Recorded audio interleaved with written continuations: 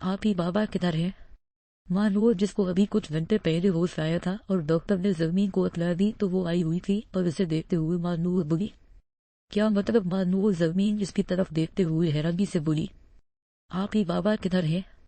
Police ان کو بلائے، مجھے یاد آ رہی ہے، ان کی وہ ابھی بول رہی تھی کہ زین بھی آیا تھا، مامن لندن گئے ہوئے ہیں، 1 ماہ تک آ جائے گئے، بہت ضروری کام ہے۔ ان کو زین پیچھے سے رلف کر بولا تو زمین نے اس کی طرف دیکھا۔ زین بھائی آپ کیسے ہیں؟ مانور خوش ہوتے ہوئے بولی۔ میں ٹھیک ہوں، تم کیسی ہو؟ اب مانور سے بولا۔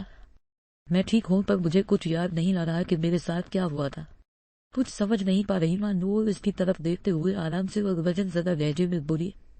کچھ نہیں، ٹھیک ہو جاؤ گی تم۔ زین ابھی بول رہا تھا کہ ڈاکٹر اندر آئی۔ کیسی ہے اب آپ؟ وہ اسے چیک کرتے ہوئے بولی۔ میں ٹھیک ہوں، پر مجھے کچھ یاد نہیں آ رہا۔ مانور وزن زدہ سی تھی۔ کوئی بات نہیں، آہستہ آہستہ آپ ٹھیک ہو جاؤ گی۔ آپ 1 سال سے کوما میں تھیں اور ابھی آپ کو وقت لگے گا۔ بتائیے کیا ڈیٹ ہے آج آپ کے مطابق؟ ڈاکٹر اسے آرام سے پوچھ رہی تھی کہ مانور نے اسے حیرانی سے دیکھا۔ مانور کی بتائی ڈیٹ پر ڈاکٹر کے ساتھ زمین اور زین بھی حیران ہوئے تھے، پر زین کو آگاہ کر چکی تھی۔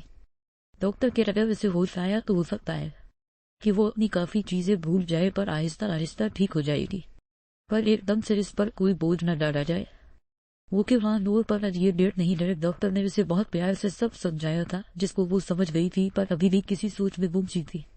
ان پر زیادہ سے زیادہ دھیان دے کیونکہ یہ دماغ پر زیادہ اثر نہ دے، ورنہ اس کی میموری پر برا اثر بھی پڑ سکتا ہے اور دماغ کو نقصان پہنچا سکتا ہے۔ کسی پر چیز کا دھیان رکھے، سب چیزیں ایک دم سے یاد کروانے کی کوشش بالکل مت کرے۔ ڈاکٹر نے سائڈ پر جا کر زمین اور زین کو سب بتایا تھا۔ زمین کو چپ سی لگ گئی تھی۔ زین اور مانور پرانی باتیں کر رہے تھے کہ تبھی خوشی سے دمکتے چہرے کے ساتھ شایان اندر داخل ہوا۔ آپ ہی وہ ٹھیک ہو گئی؟ وہ خوشی سے سامنے بیٹھی مانور کو بولا۔ مانور جو زین سے باتیں کر رہی تھی شایان کو دیکھ کر منہ بناتے ہوئے پھر سے نظریں پھیر گئی۔ مانور کیسی ہو تم؟ شایان نے پوچھا تو مانور نے اسے گھورا۔ آپ کون ہیں اور میرا نام کیسے پتا چلا؟ مانور نے اسے بھوری سے نوازا تھا۔ اور اتنے فری کیوں ہو رہے ہیں آپ؟ مانور غصے بھرے لہجے بولی تو شایان نے حیرت زدہ سا اسے دیکھا اور پھر زمین اور زین کو۔ یہ میرا دوست ہے، مانور کام سے آیا ہے، زین بولتے ہوئے شایان کو باہر لے گیا جو چپ چاپ اسے کے ساتھ چلا بھی گیا۔ کتنا بدتمیز تھا، نہ کیسے نام لے رہا ہو جیسے بڑی رشتے داری ہے میری اس کے ساتھ۔ مانور منہ بنا کر بولی تو زمین نے اپنی ہنسی چھپائی۔ پتہ چل جائے کون سی رشتے داری ہے تو پھر نہ یہ سب کہو تم۔ زمین بولی تو نہیں، بس سوچ کر رہ گئی۔ دوسری طرف شایان پریشان سا تھا۔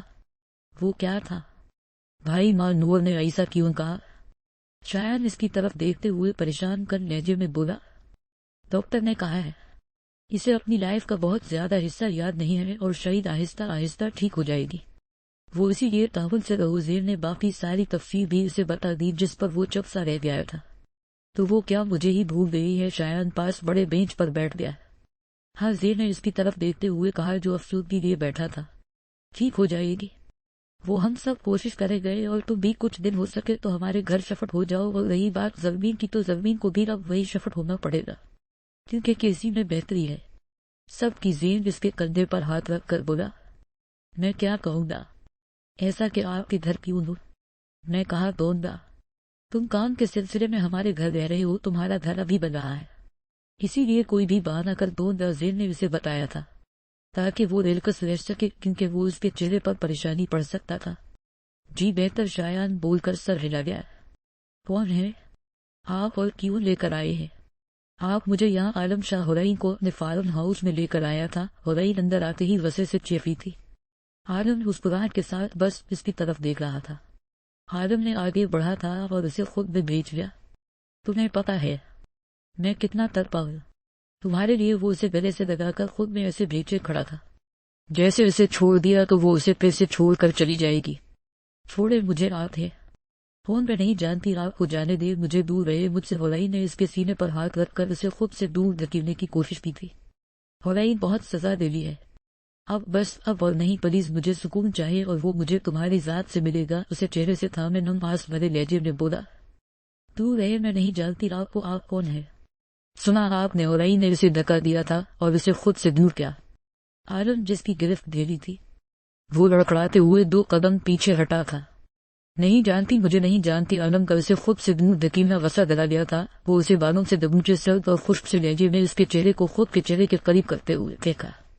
نہیں نہیں نہیں، میں نہیں جانتی آپ کون ہیں۔ خدائی نے خوف سے آنکھوں کو بند کر لیا تھا۔ اس عالم کی سانسوں کی تپش اپنے چہرے پر پڑتی ہوئی محسوس ہو رہی تھی، پر پھر بھی وہ خود کو مضبوط رکھے۔ تم نے نہیں ہو۔ اس دفعہ عالم نے اسے چھوڑ دیا تھا اور پیچھے ہوتے ہوئے آہستہ آواز میں بولا، نہ نہیں، میں نے نم آنکھوں سے نہ میں سر ہلاتے ہوئے پیچھے ہٹی تھی۔ اوکے ٹھیک ہے، عالم بولا تھا اور اپنی الماری کی طرف بڑھ کر اس میں سے گن لے کر آیا تھا۔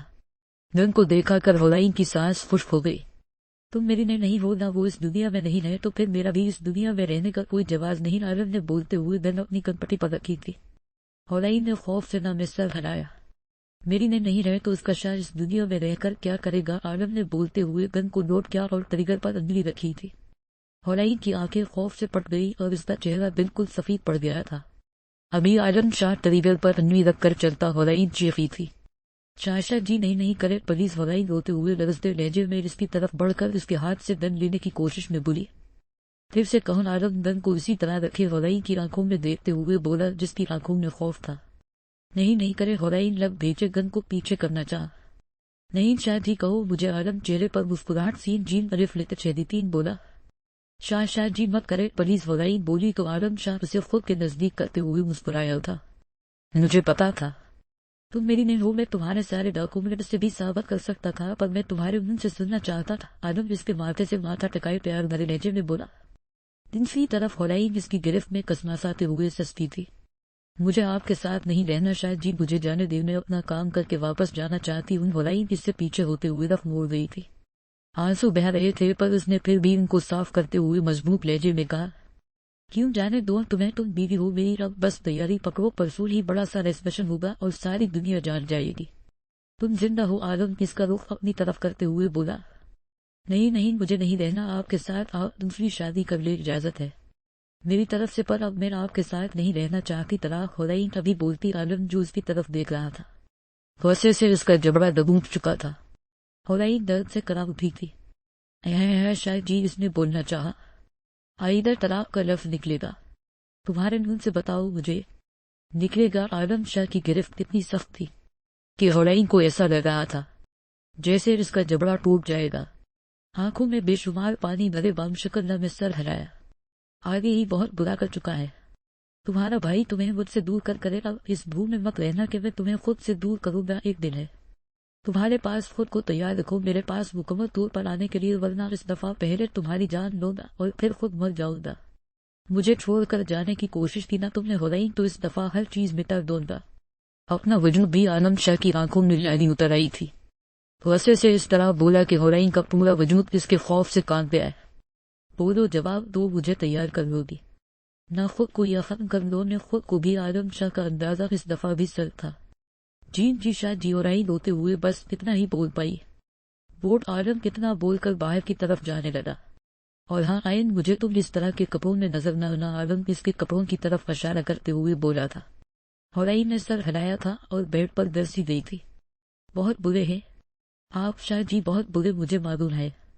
جیسے آپ آج مجھے اپنا رہے ہیں ویسے ہی مجھے چھوڑ بھی دے گئے۔ جب آپ میرے جسم پر داغ دیکھے گئے، آپ مجھے چھوڑ دے گئے، آپ کو مجھ سے کراہیت محسوس ہوگی۔ وہ لب بیچے ہوئے سسک اٹھی تھی۔